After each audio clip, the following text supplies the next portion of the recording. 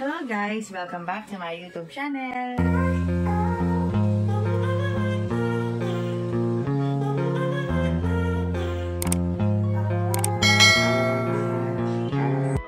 Hello guys! Heto na ang update natin sa Devi.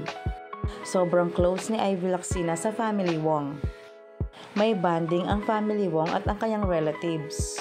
Pero makikita mo dito na sobrang komportable na ni Ivy.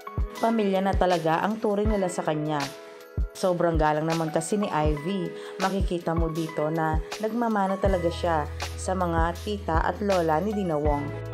At kapansin-pansin din ang pagka-blooming ni Ivy. Talagang mapapatingin ka sa kanya.